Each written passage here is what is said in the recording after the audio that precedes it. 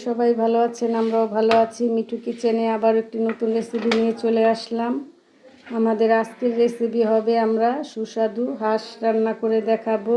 তো এখন বাইরে কিন্তু বৃষ্টি হচ্ছে, এই বৃষ্টির ভিতরেই হাঁসের মাংস খেতে খুবই ভালো লাগে। তো চেষ্টা করলাম আপনাদের সাথে হাঁসটা রান্না করে শেয়ার করি। তো এটা 3 কেজি ওজনের হাঁস। হাঁসটা আমি ছিলে পরিষ্কার করে তো আগুনে ছেঁকা দিয়ে নিয়েছি। এখন হাঁসটাকে আমি কেটে নিব, কেটে কি মশলা দিয়ে রান্না করব সেটাও দেখিয়ে দিব। তো প্রথমে আমাদের হাঁসটাকে কেটে নিতে হবে। আমাদের হাঁসগুলো কেটে পরিষ্কার করে ধুয়ে নিয়েছি। এখন এই হাঁসগুলো আমি কি মশলা দিয়ে রান্না করব সেটাও দেখিয়ে দিব। তো এখানে আমি কিছু মশলা নিয়েছি। এখানে নিয়েছি 4টি স্টার মশলা, লং, কালো গোলমরিচ গুঁড়ো, এখানে 5টি নিয়েছি কাজু বাদাম, 5টি কাঠবাদাম নিয়েছি, 6টি এলাচ, দারচিনি, জয়ত্রী, জিরা। তো এই মশলাগুলো আমি এখন ব্লেন্ডার করে নিব। আর লাগছে আমাদের এখানে মশলা, এখানে আমি নিয়েছি আদা বাটা, কাঁচামরিচ বাটা, হলুদের গুঁড়ো নিয়েছি, এখানে শুকনো মরিচের গুঁড়ো, আর নিয়েছি এখানে ধনিয়া গুঁড়ো। তো যেহেতু হাঁস আদা বাটাটা একটু বেশি লাগে, এখানে আদা রসুন একত্রে করা আছে। আর এখানে আমরা নিয়েছি তো নারকেলটা দিয়ে রান্না করব।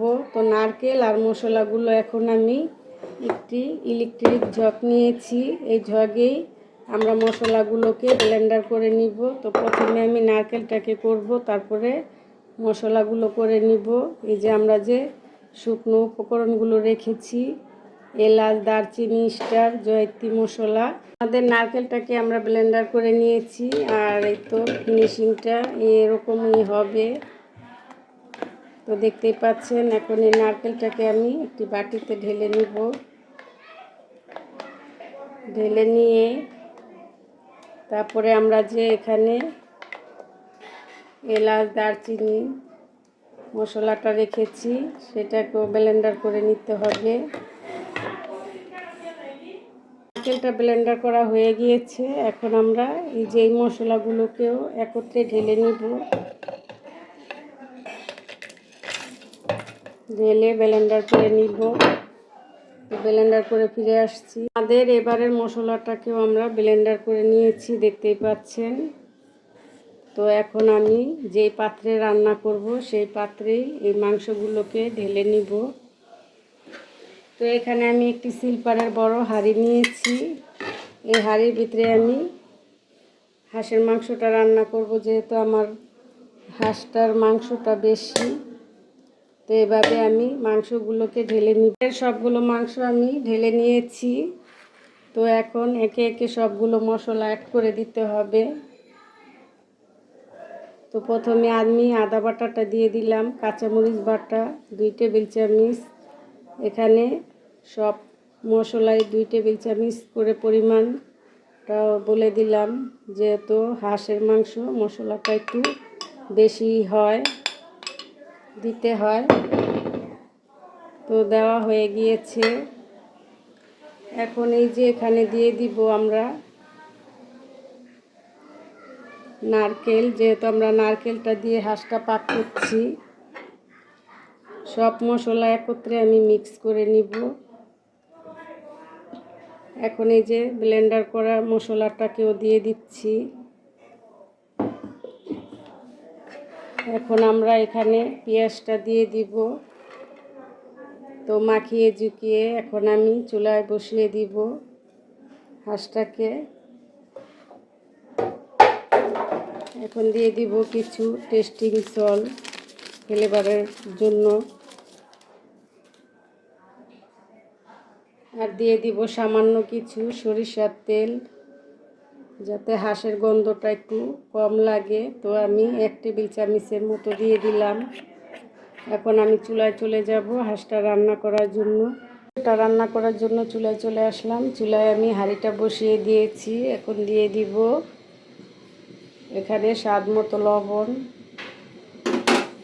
এখন দিয়ে দিব রান্নার রেগুলার সয়াবিন তেল।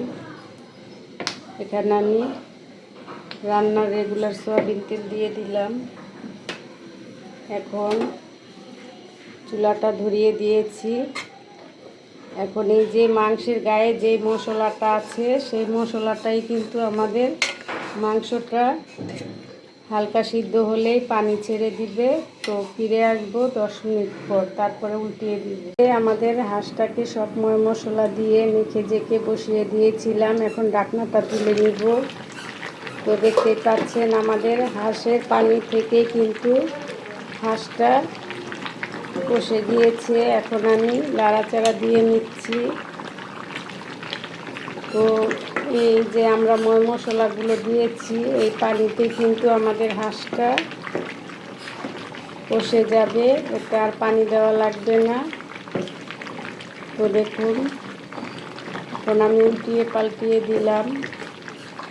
এখন আরও 10 মিনিটের মতো ঢেকে দিব। আর ঢেকে দেওয়ার আগে এখানে আমি কিছু তেজপাতা দিয়ে দিলাম।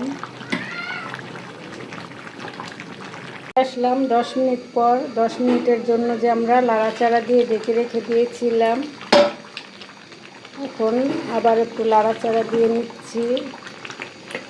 তো দেখতে পাচ্ছেন আমাদের হাঁসের মাংসটা কিন্তু কষে গিয়েছে।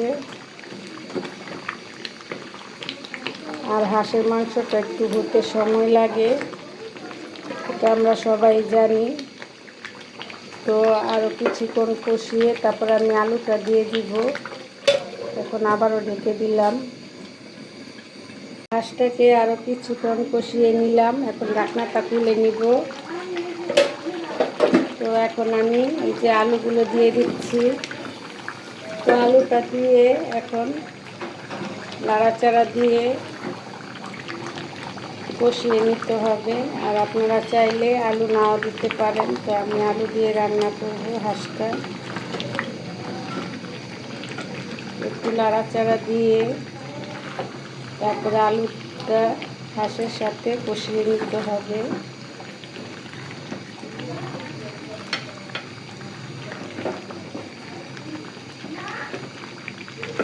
তো এখন আমি আবারও ঢাকনা দিয়ে ঢেকে দিব। 10 মিনিটের মতো কষিয়ে নিব।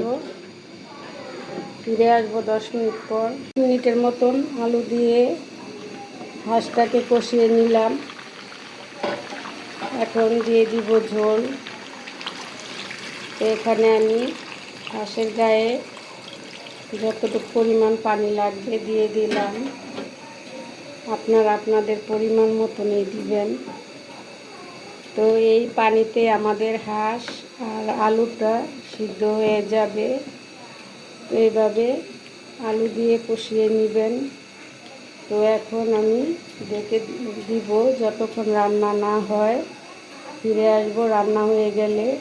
দিয়ে যে আমরা হাঁসটা ঢেকে দিয়েছিলাম, এখন ঢাকনাটা উঠিয়ে নিলাম।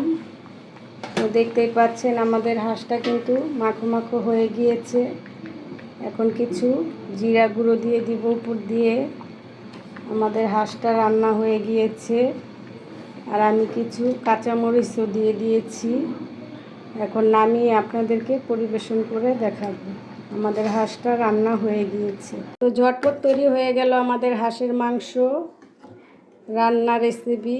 তো এখন আমি এখানে হাঁসের মাংস দিয়ে ভাত নিয়েছি, সাথে লেবু নিয়েছি। তো এরকম রাজা হাঁস রান্না করে লেবু দিয়ে গরম ভাত দিয়ে খেয়ে দেখবেন, খুবই ভালো লাগবে। তো ভালো লেগে থাকলে অবশ্যই লাইক, শেয়ার, সাবস্ক্রাইব, কমেন্ট করতে ভুলবেন না পরবর্তী ভিডিও পাওয়ার জন্য।